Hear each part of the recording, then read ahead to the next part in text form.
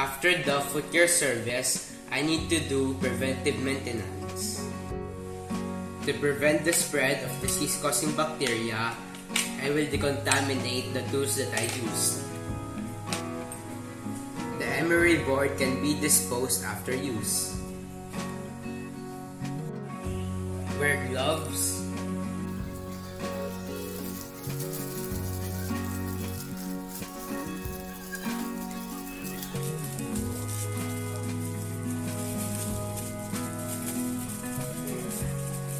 And apron.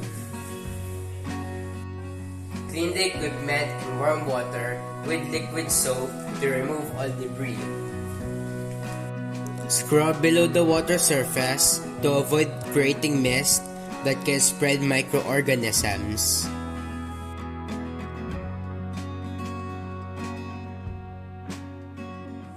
Don't use disinfectants at this time because any surface debris reduces the effectiveness of the disinfectant.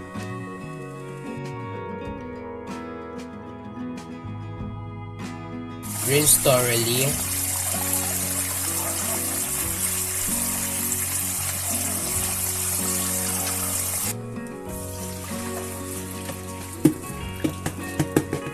And disinfect.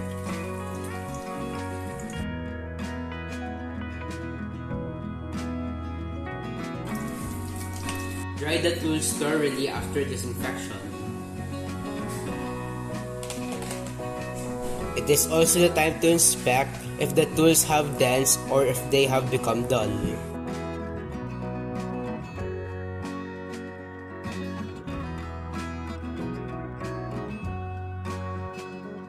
Discard the water from the foot basin.